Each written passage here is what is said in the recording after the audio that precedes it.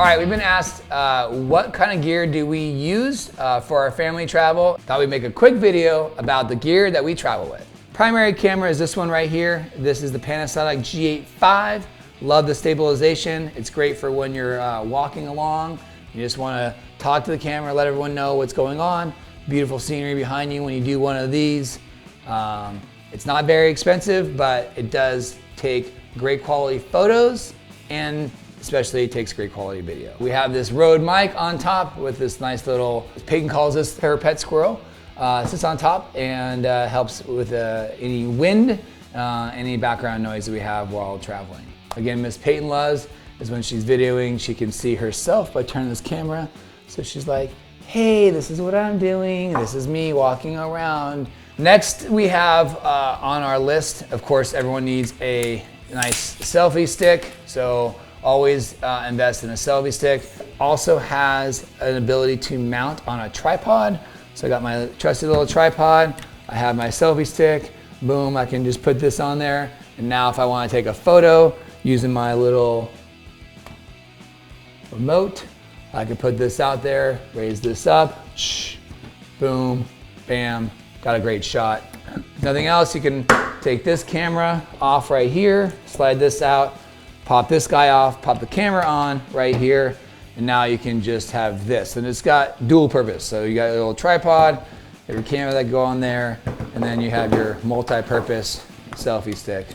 Boom, just like that. All right, now to the fun stuff. We wanted to get a GoPro. So we went online, and actually I had a GoPro already. I had the GoPro Hero 5 Black. If you're gonna use a GoPro and you don't wanna spend a ton of money and have one of the nice ones, the GoPro Hero 5 Black does great work. I personally really like it. Are there advantages to buying any newer version of the GoPro? Of course there is, but we typically use this. I also upgraded to the GoPro Max this year.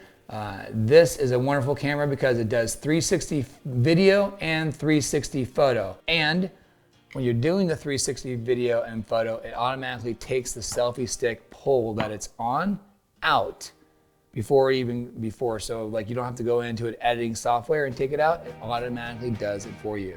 There are many attachments that come with the GoPro, and I asked a lot of my friends who are huge GoPro fans. I'm not gonna lie, I did watch a YouTube video or two to figure out what am I exactly gonna need.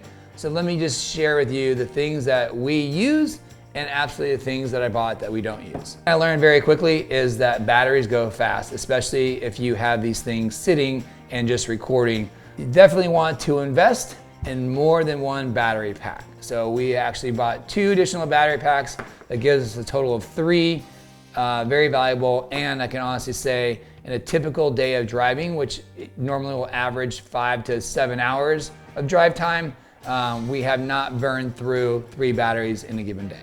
If you're ever gonna have a accessory, the GoPro head accessory is probably a must.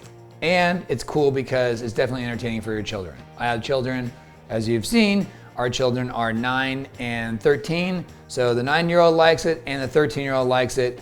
The disadvantage to that is now they both like it and they both want it because no one wants it when the other one's not using it. They only want it when both of them want it at the same time. Take it for what it's worth.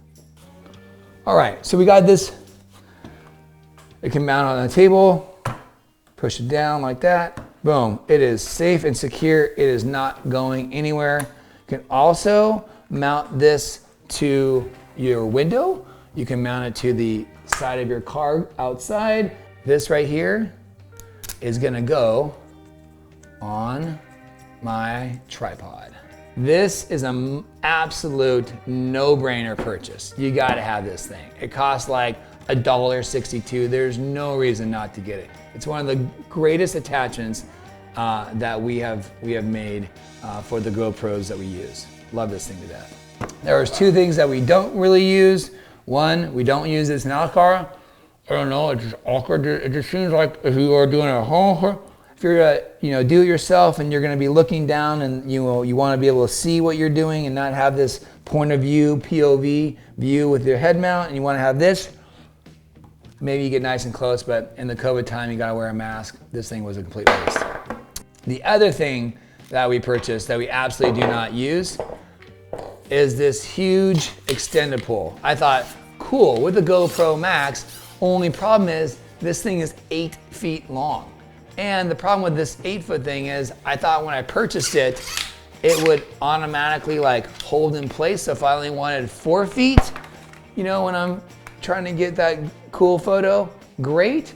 My tip for you, if you're gonna buy one of these, just make sure that this 8-foot pole that you're buying has the ability to lock into place as if your other devices that are selfie sticks can as well. Certainly not least of all the fun things that we use as a family traveling in our wonderful RV is the DJI Mavic Mini. Yes, ladies and gentlemen, this is the Mavic Mini. Some of you who saw our first Mavic, known as Harmon was lost in the Colorado River, and this has been replaced with Curtis. This one has made it through several flights since then, and we have not lost it.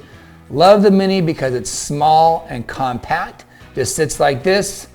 You have your nice little remote control device, and literally it just sits on the seat right behind me when I'm driving. Oh, there's an epically good spot. You pull over, grab the drone, grab this, and you're flying in less than 30 seconds. It's not big, you don't have to unpack it.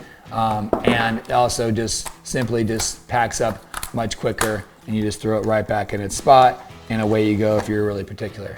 I would recommend spending the extra like 80 to 100 bucks to get the series pack that's gonna give you this nice case, and it's gonna give you the extra batteries. That's super important. Try to get the flight time to 15 minutes or less. But typically speaking, they are about 20 minutes. Depends on, again, how fast you're flying, what mode you're flying on. The cool thing about this drone, it's got your standard flight, it's got a cinematic version, and then it's got like a sport mode where this thing is just zooming across, which is cool. And that's a wrap. That is what Ridiculous RV Fun uses while on the road. We appreciate all those comments and questions about what gear we're using. Hopefully, we answered many of the questions that you guys had. We look forward to seeing you on the road.